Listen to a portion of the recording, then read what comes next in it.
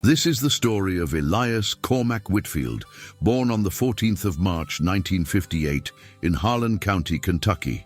The youngest of 5 children raised on a 240-acre tobacco and cattle farm called Whitfield Hollow, a piece of land that had been in the family since his great-great-grandfather, Samuel Obadiah Whitfield, broke ground there in 1891. 4 generations of blood and sweat pressed into that red Appalachian clay.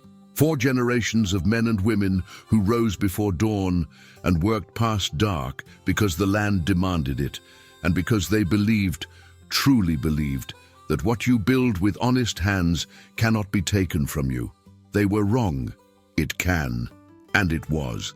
But what Elias Whitfield's 4 older siblings did not know, what his mother's estate attorney, Gerald F. Moss of Moss and Cartwright Law in Harlan, did not know, what the county recorder's office did not know, was that Ruth Annabelle Whitfield had understood something about her youngest son that no one else in that family had ever bothered to learn.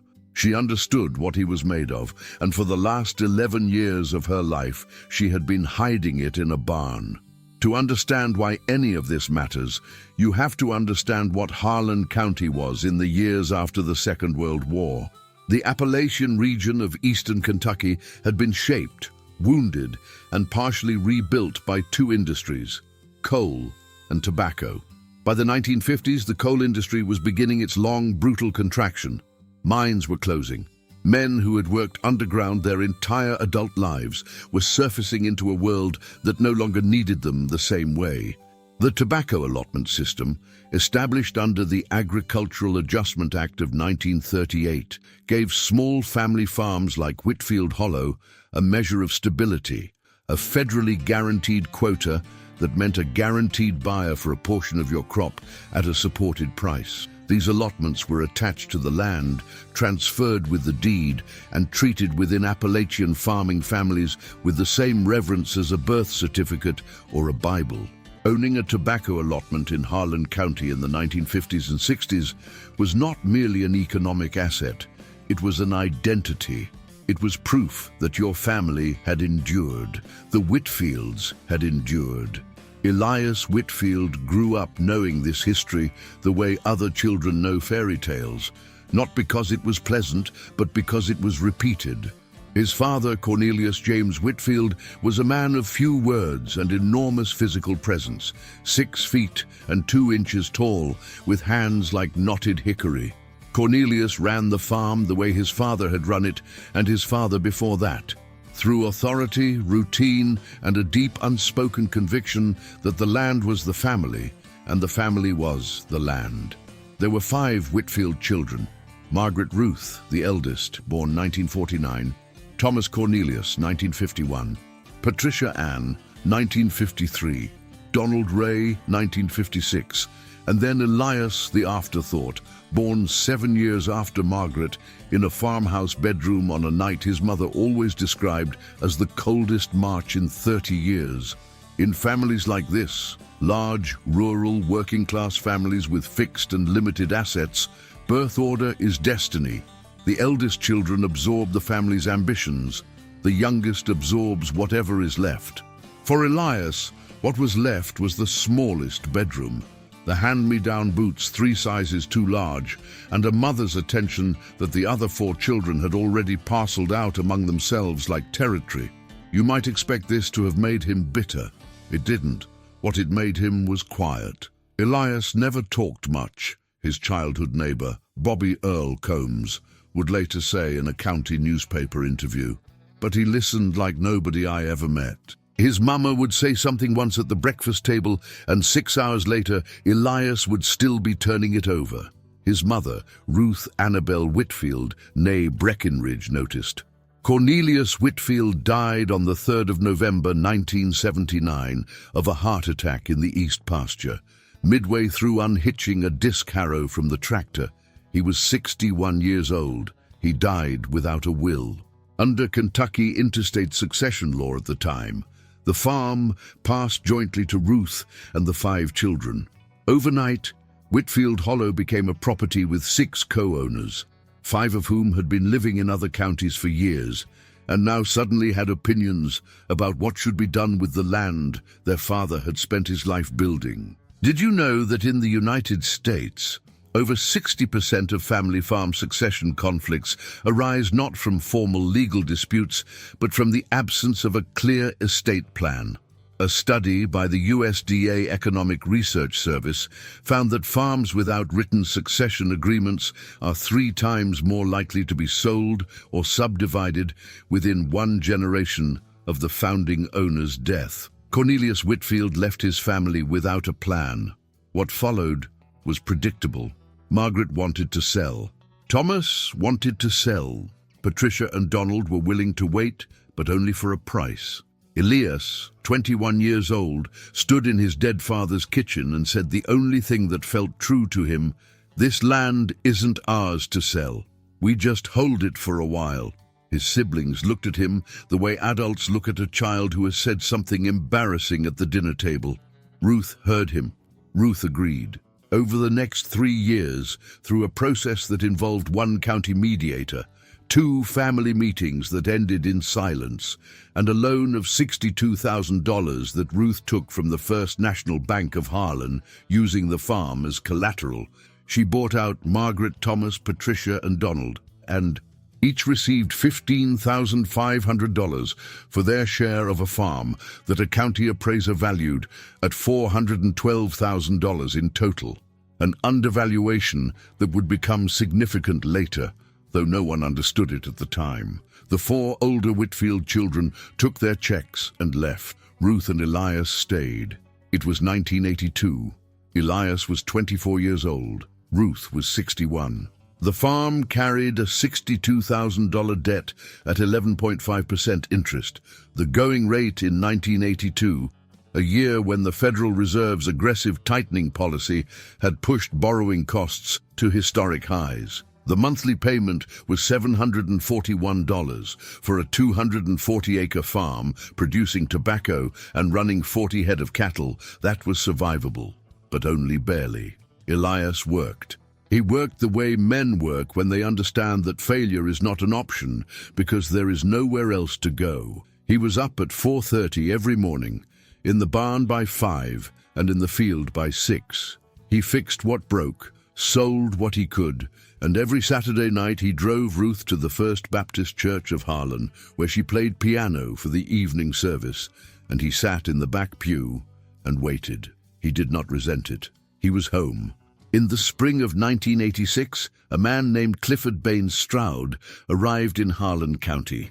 Stroud was 44 years old, a graduate of the University of Kentucky College of Business, and the newly appointed regional director of Harlan Consolidated Agricultural Lending, a subsidiary of a Louisville-based financial group called Meridian Farm Credit Services. He drove a Ford Bronco that was newer than anything anyone in the county had seen, parked outside a bank, wore a pressed shirt even when making farm calls, and spoke with the precise, measured warmth of a man who had been trained to seem trustworthy. He was not. Harlan Consolidated had entered the eastern Kentucky market with a specific business model, one that its internal documents, later obtained through a civil discovery process, described as strategic portfolio expansion through distressed rural asset acquisition. In plain language, they identified struggling farm operations, extended them credit on terms that appeared favorable but contained compounding adjustments, waited for a crisis, and then converted the debt into ownership.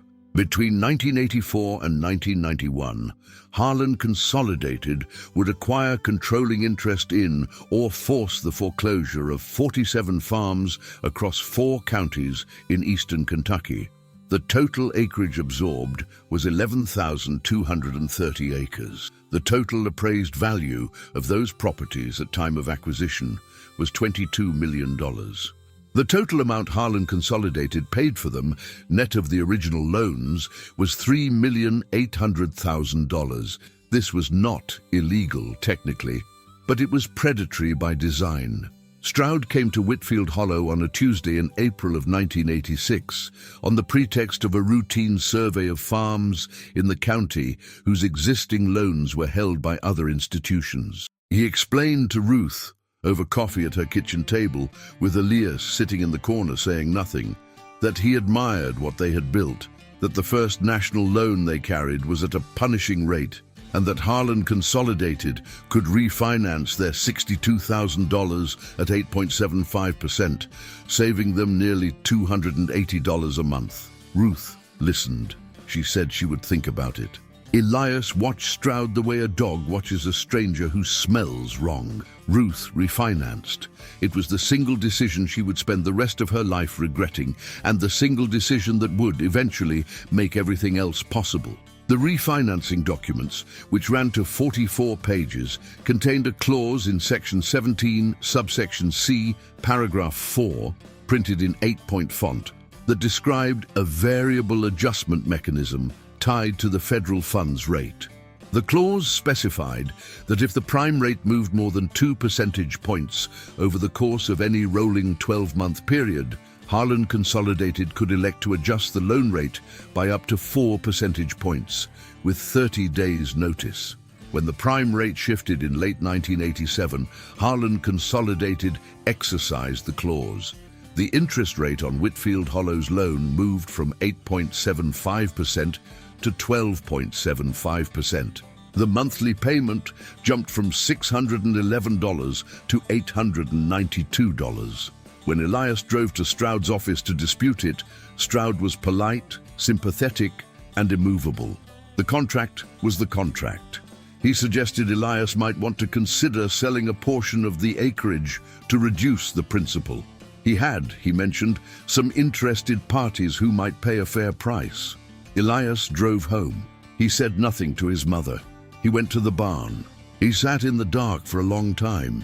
That night, he told his wife, Caroline Louise Whitfield, née Hatcher, whom he had married on June the 7th, 1984, what he was thinking.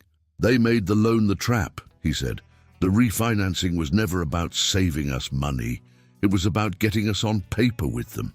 Caroline looked at him in the lamplight. What are we going to do? I don't know yet, he said. But I'm going to learn everything there is to know about how they do this. The summer of 1988 was the worst drought in eastern Kentucky in over 40 years. Temperatures in Harlan County reached 103 degrees Fahrenheit on 17 separate days between June and August. The Clover Fork Creek, which ran along the eastern edge of Whitfield Hollow and had never been dry in living memory, reduced to a series of disconnected brown pools by mid-July. The tobacco crop failed. 60% of the cattle herd died or had to be emergency sold. The hayfields produced less than a third of their normal yield. It was not a bad year for the Whitfields alone. It was a catastrophic year for farming across the entire region. Did you know that the drought of 1988 was the most severe agricultural disaster in the United States since the Dust Bowl of the 1930s? The USDA estimated national crop losses at over $39 billion. In Kentucky alone, tobacco production fell by 41%. Thousands of small family farms that had survived the Great Depression, 2 world wars, and the economic upheaval of the 70s could not survive that single summer. Harlan Consolidated Agricultural Lending had been waiting for exactly this. On the 14th of September 1988, Elias received a certified letter from Clifford Stroud's office. He was 89 days behind on his loan payments, 3 months of $892, totaling $2,676. The letter informed him that under the terms of Section 22 of the loan agreement, Harlan Consolidated was exercising its right to accelerate the full balance of the note. The entire outstanding principal, which stood at $58,400, was due within 90 days. Elias was 30 years old. He had $412 in his bank account. He drove to Stroud's office with the letter in his hand. Ruth sat in the truck. The meeting lasted 22 minutes. Stroud expressed regret. He offered an alternative. Whitfield Hollow could deed over 120 of its 240 acres, the northern half, which contained the most productive bottomland, as partial satisfaction of the debt. The remaining balance would be restructured at a manageable rate. Elias looked at him. "You planned this," he said. It was not a question. Stroud adjusted his tie. "Mr. Whitfield, no one planned the drought." "No," Elias said, "but you planned the clause." He left without signing anything. He drove home in silence. He sat with Ruth at the kitchen table until midnight. They counted what they had. They talked about what could be sold. They called a lawyer in Harlan who told them very gently that the contract was valid and enforceable and that their options were limited. On the 30th of October, 1988, a Sunday afternoon, 41 degrees, smelling of wood smoke and coming rain, Elias Whitfield watched a county sheriff's deputy and two men in Harlan Consolidated polo shirts walk across his yard and tape a foreclosure notice to the front door of his barn. Ruth stood on the porch. She did not cry. She watched the men with an expression her son had never seen on her face before and would only later be able to name calculation. He was 30 years old. His mother was 67. The farm his great-great-grandfather had built was about to be sold out from under them. And in that moment, standing in the cold October air with the foreclosure notice flapping against the barn door, Elias Whitfield made a promise to himself that he never said aloud, not once in 30 years, because some promises are too heavy to carry in words. They have to be carried in action or not at all. The farm sold at public auction on February the 3rd, 1989. Harlan Consolidated acquired it for $61,200, the outstanding loan balance plus fees, 240 acres, 4 generations. Elias and Caroline packed what they could fit into a 1982 Ford F-150 and a rented trailer. Ruth moved into a small house on Creekside Road that the Baptist Church helped her secure. She paid $210 a month in rent. Elias took a job at the Harlan County Highway Department, operating a road grader at $7.25 an hour, 40 hours a week, time and a half for overtime, which he took every chance he got. They rented a 2-bedroom house on Minor Street in Harlan for $340 a month. The kitchen window looked out onto a concrete block wall. He was not ashamed. He was strategic. He enrolled in night classes at Southeast Community College in Cumberland, studying accounting and real estate law. He drove 34 miles each way, 3 nights a week, after 8-hour shifts on the road grader. Caroline worked days at the Harlan County school system as a teacher's aide. They ate rice and beans 4 nights a week and kept a household budget written in a spiral notebook that Elias reviewed every Sunday morning. In the evenings, after the accounting textbooks were closed, he studied something else entirely. He obtained, through the county recorder's office, through freedom of information requests, through court filings and public auction records, every piece of documentation he could find on Harlan Consolidated Agricultural Lending, their loan history, their foreclosure filings, their acquisition records, the names attached to every property they had taken. Over 2 years, he built a picture. What he saw was a pattern. Harlan Consolidated targeted farms with existing loans at other institutions. They refinanced with variable rate instruments containing the same Section 17 subsection C clause. They waited for a triggering event, drought, disease, market collapse, and then accelerated the notes simultaneously, creating a wave of distress across multiple properties at once. The farms were then acquired at auction for a fraction of their value and either leased back to desperate farmers at extractive rents or held until the market recovered and sold at substantial profit. Between 1984 and 1991, Elias documented 43 instances of this exact sequence. 43 families. He wrote their names in a ledger. But here was what most people missed.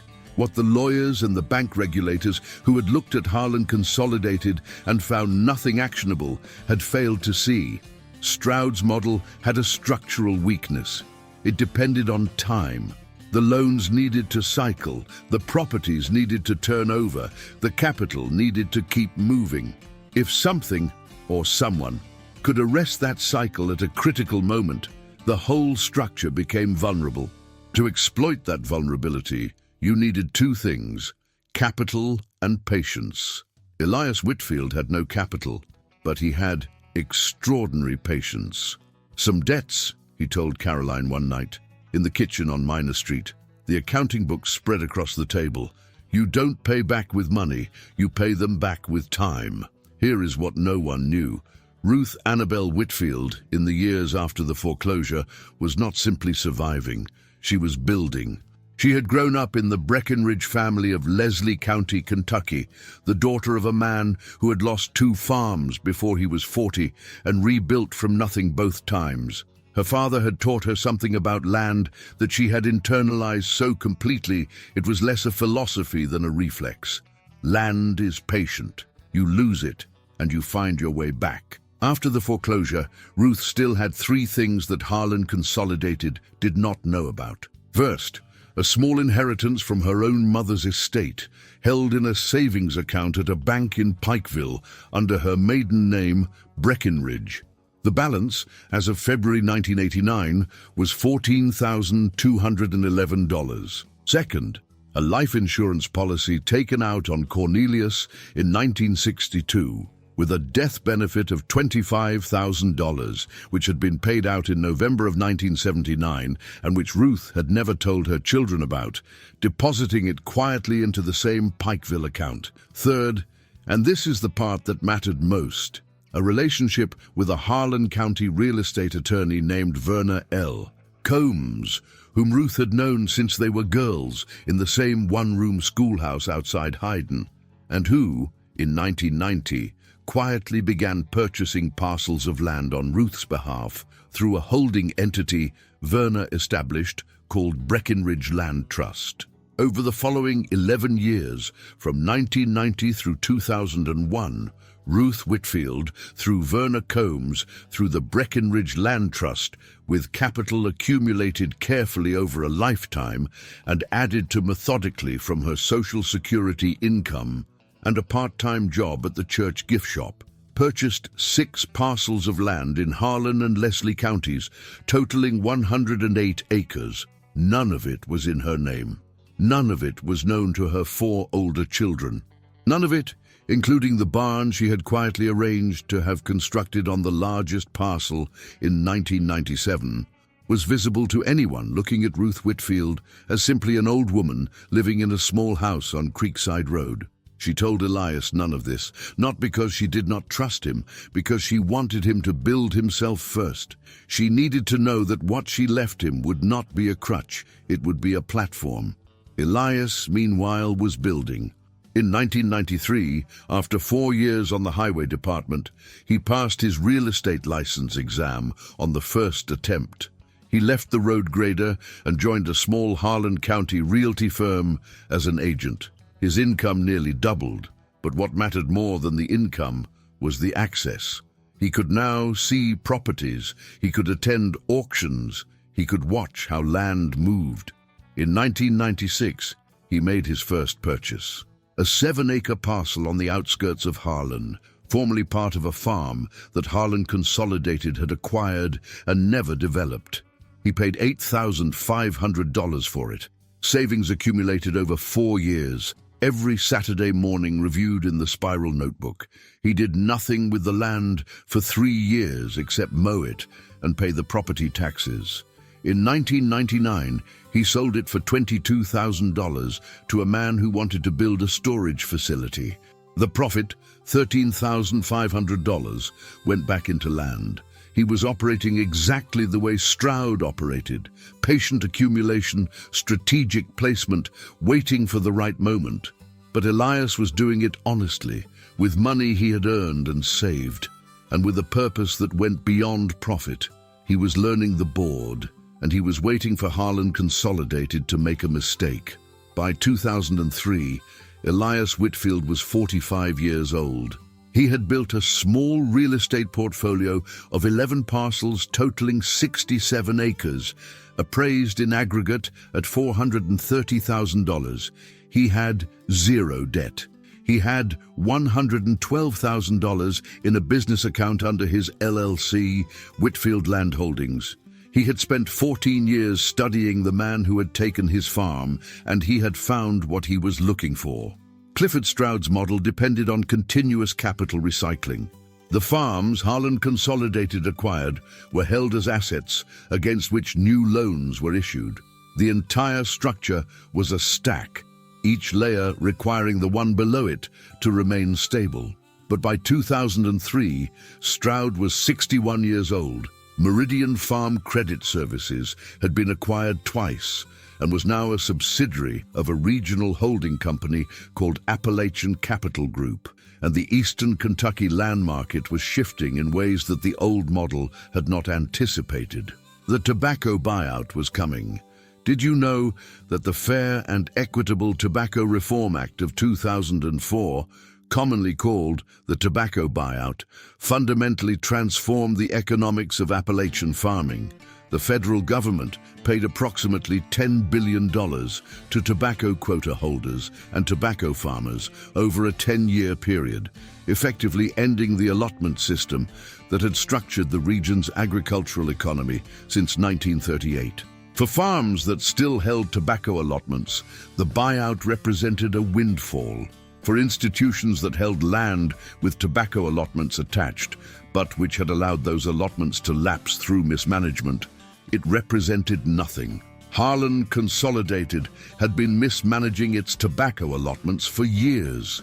The farms they had acquired, including portions of what had been Whitfield Hollow, had been leased back to small operators under agreements that failed to maintain the quota registrations. By 2003, Elias had determined, through painstaking review of the county's USDA Farm Service Agency records, that Harlan Consolidated had allowed allotments representing an annual production value of over $1,200,000 to effectively lapse.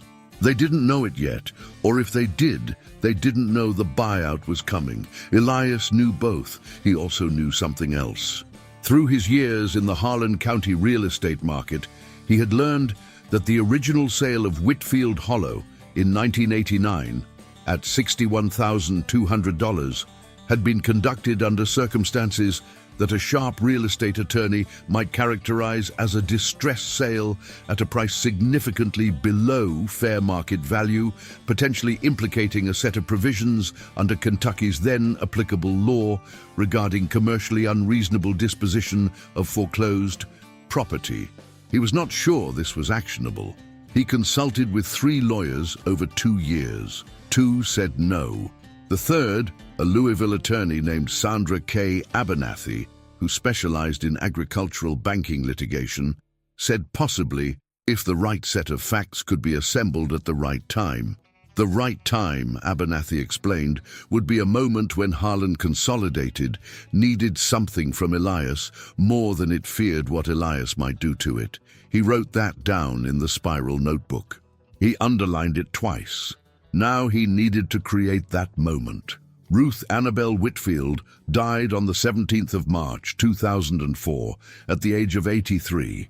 She died in the small house on Creekside Road, in the same bed she had slept in for 15 years, at 4:47 in the morning, with Elias holding her left hand and Caroline holding her right. The cause of death was congestive heart failure. The morning after her death, Verna L. Combs drove to Elias's house and sat down at the kitchen table and placed a manila envelope on the surface and said, "Your mother asked me to give you this when she was gone. She said you'd know what it was for." Inside the envelope was the complete file of the Breckenridge Land Trust. 11 years of documents, 6 parcels, 108 acres. Clear title, no encumbrances, appraised at $890,000 as of January 2004. And a handwritten letter in Ruth's careful cursive, 3 pages long, that explained everything she had done and why. The last paragraph read, "Elias, I never told you about this because I needed you to build your own foundation first. What I am leaving you is not a rescue. It is a head start for what comes next. You already know what to do with it. You were born knowing. Your father was a hard man and a good farmer, but he could not see what I could see in you from the beginning, that you understand patience the way the land understands patience. They took the farm, but they could not take what the farm taught you. Use it." He sat at the kitchen table for a long time. Then he picked up the phone and called Sandra Abernathy in Louisville. "It's time," he said. "If you've ever inherited something that seemed like nothing but turned out to be everything, leave a comment below. And if you're watching from Appalachian country, from anywhere in coal and tobacco Kentucky, let us know where you're from. This story is yours too." Elias moved quietly. He did not call a press conference. He did not file a lawsuit. Not yet. He began by doing what he had always done. He bought land, using the $890,000 in Breckenridge Land Trust assets as collateral. He secured a line of credit from a Louisville community bank, not Harlan Consolidated, not any institution with Appalachian Capital Group connections, and began acquiring parcels adjacent to properties in Harlan Consolidated's portfolio, not the Harlan Consolidated properties themselves, the land around them. This is a real estate maneuver with a name: strategic perimeter acquisition. You do not attack the target directly. You surround it.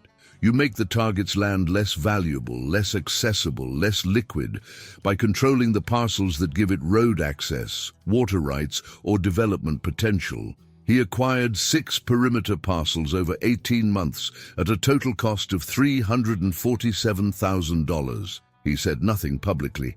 He filed no documents that drew attention.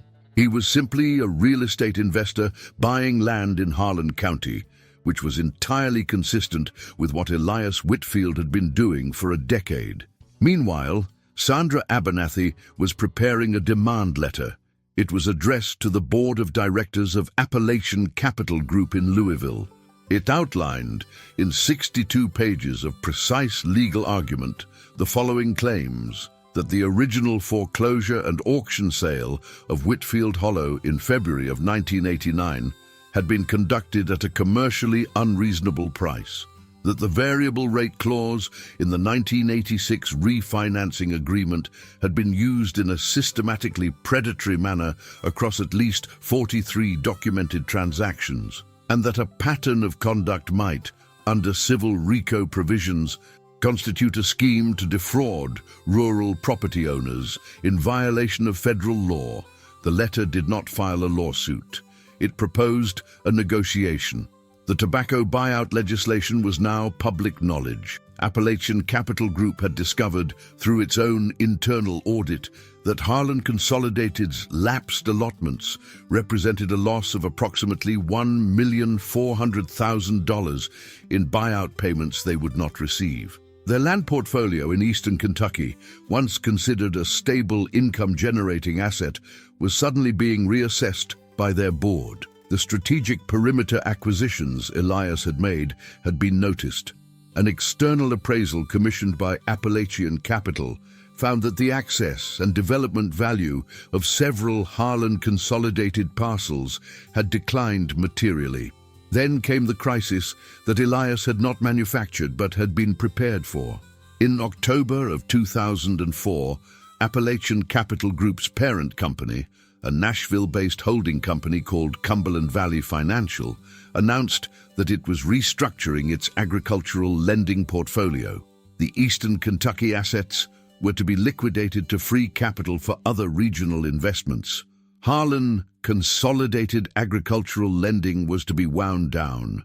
The properties needed to be sold quickly, and the perimeter parcels that would make them most attractive to buyers were owned by a single LLC called Whitfield Land Holdings.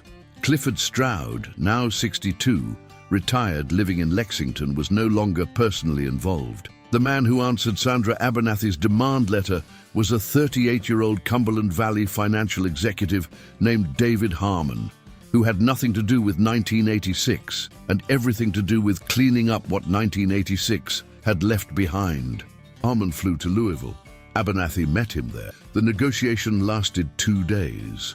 On the 4th of November, 2004, exactly 25 years after Cornelius Whitfield died in the East Pasture, Elias Whitfield drove to a conference room on the 14th floor of a Louisville office building. He wore a dark blue suit that Caroline had pressed the night before. He carried a leather briefcase that had been his mother's. He arrived 12 minutes early and sat at the table and did not speak until everyone else was seated. David Harmon was accompanied by 2 attorneys and a financial analyst. Sandra Abernathy sat to Elias's left. Verna Combs, now 69, sat to his right. Harmon opened by explaining Cumberland Valley Financial's position and their interest in an equitable resolution. He spoke for 4 minutes. Then he looked at Elias and said, "Mr. Whitfield, we understand there may be some historical grievances you'd like to address. We're here to listen." Elias looked at him for a moment. "On October the 30th, 1988, he said, your predecessor institution taped a foreclosure notice to my barn door. My mother was standing on the porch. The outstanding balance at the time was $58,400. You acquired the property, 240 acres with tobacco allotments, farmhouse, outbuildings, for $61,200. The same property sold 3 years later for $290,000. That is the debt I am here to resolve." Harmon glanced at his attorneys. "Mr. Whitfield," he said carefully, "we're not in a position to litigate." "I'm not litigating," Elias said. "I'm settling. Here is what I want." He opened the briefcase. He placed a single folder on the table. Inside, a proposal for the transfer of the original Whitfield Hollow parcel, all 240 acres, back to Whitfield Land Holdings, in exchange for which Elias would convey clear title to the 6 perimeter parcels that Cumberland Valley Financial needed to complete the liquidation of their Eastern Kentucky portfolio, withdraw the pending civil complaint, and provide a signed release of all further claims. The 6 perimeter parcels he was offering had cost him $347,000. The farm had been worth, at the most recent appraisal, $680,000. From Cumberland Valley Financial's perspective, they would receive $347,000 in effective value, clear the civil complaint, and complete their liquidation on schedule. From Elias's perspective, he would recover 240 acres of family land at the cost of assets he had acquired specifically for this purpose. He would also receive, through the Breckenridge Land Trust holdings, which were not part of the settlement, 108 acres of additional Harlan and Leslie County land that his mother had assembled. He was not getting money. He was getting the land. Harmon studied the proposal for a long time. "You've been planning this for a while," he said. "Since October the 30th, 1988, Elias said, approximately 16 years. The documents were signed on the 22nd of November, 2004. The turkey was already in the oven when Elias got home. He sat down at the table, folded his hands, and said grace for the first time in years with something in his voice that Caroline had never heard before. Not relief exactly, but completion. Here is the part that the story had been waiting to tell. When Elias Whitfield returned to Whitfield Hollow for the first time as its legal owner on the 28th of November, 2004, a cold, clear morning, frost still on the ground, breath visible in the early light, he walked the property the way a man walks a place he has carried inside him for 16 years. The farmhouse was in poor condition, but structurally sound. The pastures had gone rough. The tobacco fields were gone, turned to weedy grass by the years of neglect. And there, on the northern edge of the second parcel, the land that had been part of the Breckenridge Land Trust acquisition in 1997, stood a barn. It was not old. It had been built in 1997. Large, well-constructed, red-painted, with a newer metal roof. Elias had seen it on the parcel documents and assumed it had been put up by a tenant. He had not yet visited the parcel in person. His siblings, who had learned of the recovery of Whitfield Hollow through the Harlan County paper and had contacted him with varying degrees of congratulation, curiosity, and resentment, had, at some point in the preceding week, made a visit to the property on their own. Margaret, in a phone call, mentioned the barn. "That old structure on the north end doesn't look like much," she told him. "Probably nothing but rusted equipment in there. Might want to just tear it down." Thomas, in a separate call, said the same thing, almost the same words. "Empty barn up on the north parcel. Nothing worth keeping." Patricia did not call. Donald called and said nothing about the barn at all. Elias noted the convergence. On the 28th of November, he walked to the barn alone. The doors were padlocked. Among Ruth's papers that Verna Combs had given him, there was a small brass key on a ring with no label. He had carried it in his pocket for 8 months. He tried it. It opened. He pushed the doors open. What he found inside was not rusted equipment. It was not old hay or broken machinery or the detritus of an abandoned farm.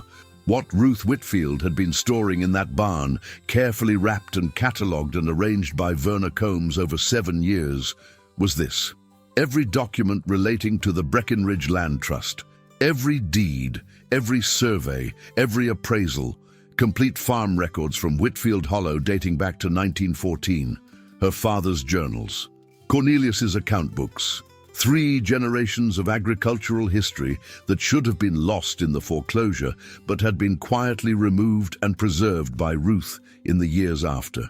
A complete set of Harlan consolidated loan documents, including the original 44-page refinancing agreement with Section 17, highlighted in red ink. Copies of 11 other families' loan documents: the Combs family, the Begley family, the Napier family, that Ruth had gathered quietly over years, given to her by people she knew because she understood that evidence matters. And in the northwest corner of the barn, wrapped in an oilcloth, every piece of equipment that had been in the Whitfield Hollow barn on the day of the foreclosure: the small hand tools, the harness hardware, the wood-handled implements that had belonged to Samuel Obadiah Whitfield in 1891.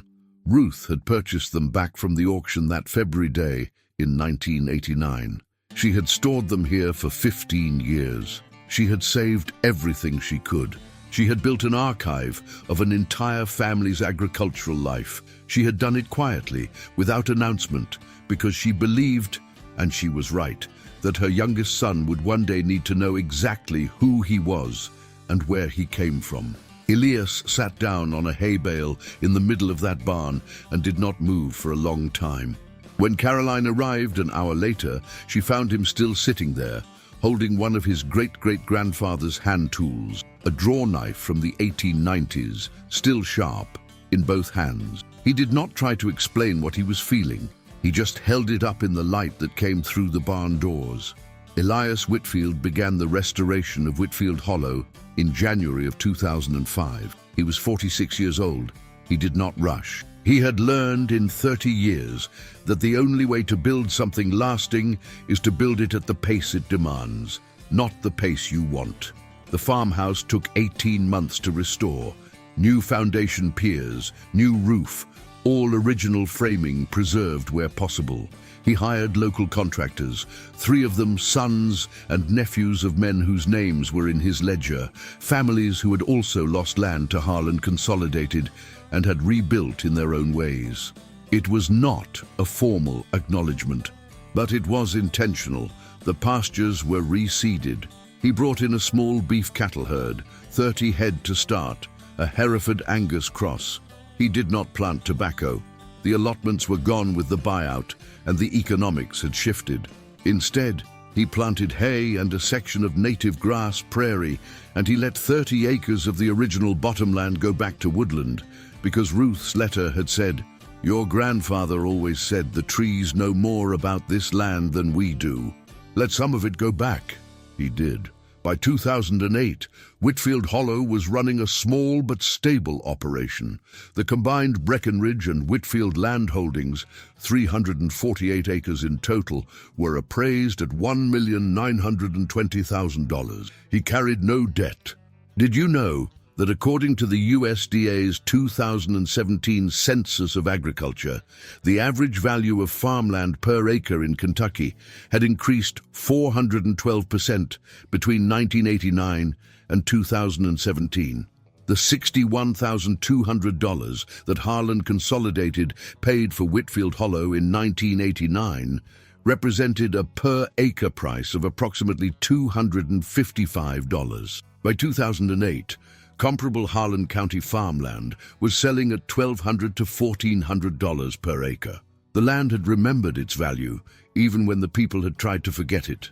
In 2009, Elias and Caroline's eldest son, Samuel Cormac Whitfield, born April 3, 1987, named for a great-great-grandfather whose draw knife still hung on the barn wall, completed his degree in agricultural economics at the University of Kentucky and came home to the farm. He took over the cattle operation and launched a small direct-to-consumer beef program that by 2015 was selling $120,000 worth of product annually. Their daughter, Ruth Caroline Whitfield, born October 9, 1991, named for the woman in the barn, completed a law degree at the University of Louisville in 2016 with a specialization in agricultural property law. She now practices in Harlan County, helping small farm families navigate estate planning and succession agreements. The kind of documents that, if Cornelius Whitfield had had them in 1979, might have meant none of this story was necessary. She keeps her grandmother's letter framed on the wall of her office. Elias turned over the day-to-day operation of Whitfield Hollow to Samuel in 2018, at the age of 60. He did not retire. He continued to manage the broader land portfolio and to consult, quietly and without charge, with farm families in Harlan, Leslie, and Bell counties who were navigating the same kinds of pressures that had nearly destroyed his family. Clifford Bain Stroud died in Lexington, Kentucky on March 3, 2011. His obituary mentioned a career in agricultural finance, a devotion to his church, and 3 grandchildren. It did not mention 43 families. Elias read the obituary once and said nothing. On the 14th of March, 2018, his 60th birthday, 60 years to the day from his birth in that farmhouse bedroom on the coldest March in 30 years, Elias Whitfield walked alone to the east pasture of Whitfield Hollow. It was late afternoon. The light was coming in low and gold across the fields. The cattle were moving toward the water tank at the bottom of the hill. The barn on the north parcel cast a long shadow across the new-growth trees. He stood in the spot where he had always believed, without knowing why, that his father had died. The slight rise in the middle of the east pasture, where the ground is a little drier, and you can see the full length of the property from the ridgeline to the creek. He stood there for a long time. The wind moved the grass. Somewhere behind him, he could hear Samuel working in the equipment shed, the sound of a wrench on metal, unhurried. He thought about Ruth's letter, about the draw knife on the barn wall, about the 14-year-old boy in the back pew of the Baptist church who had been listening all along to something no one else could hear. He thought about what it means to be the youngest, what it means to be the one they don't expect, what it means to receive something that looks like nothing, a farm everyone said was gone, a barn everyone said was empty, and to understand that the nothing is everything if you know how to wait for it. He walked back to the farmhouse. The lights were on inside. Caroline was in the kitchen. His daughter Ruth was coming for dinner. His grandson, Samuel's boy, Cornelius Elias Whitfield, 7 months old, was asleep in the back room in a crib that had been in this farmhouse since 1912. 5 generations, not broken, not ended, continued. Before we close, take a moment with what this story actually reveals about human behavior, because it reveals quite a lot. Psychologists who study multi-generational family conflict in the context of inheritance identify a recurring pattern they call legacy anxiety, the fear, common among adult children in farming families, that their share of a finite asset will diminish if others receive more. This anxiety does not require malice. Margaret Thomas, Patricia, and Donald Whitfield were not villains. They were people responding to scarcity with the predictable human instinct to secure what they believed was theirs. What they failed to understand, what legacy anxiety almost always obscures, is that value in a family land system is not static.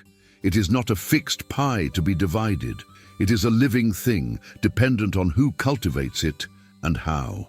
Ruth Whitfield understood this. She understood that the child who stays is not the child who loses. The child who stays is the child who compounds. There is also something worth noting about Ruth's decision to act in secret. This is not psychologically a form of deception. It is a form of autonomy preservation under conditions of social threat.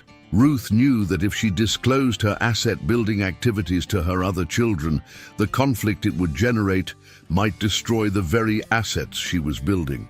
The secrecy was not about keeping things from Elias. It was about protecting the plan until the plan was ready. And then there is Elias himself, a textbook illustration of what psychologists call deferred gratification at an extraordinary scale. The capacity to sustain a 30-year strategic plan without external validation in the face of social humiliation and material loss is not common. It is, in fact, a predictor of what researchers like Angela Duckworth have called grit, the combination of passion and perseverance that distinguishes long-term achievers from short-term reactors. Elias did not get lucky. He did not get revenge. He got patient. And in the end, patience was the thing that his enemy had never thought to guard against. The Whitfield story surfaces a set of legal realities that affect millions of American farm families today. Heirs' property, land passed down through families without formal estate documents, is the most unstable form of land tenure in the United States. The USDA estimates that heirs' property affects somewhere between $32 and $40 billion worth of agricultural land nationally. When land is held in common by multiple descendants without a formal title, any one heir can force a partition sale, meaning the family land can be sold against the will of the majority of heirs if a single person demands it.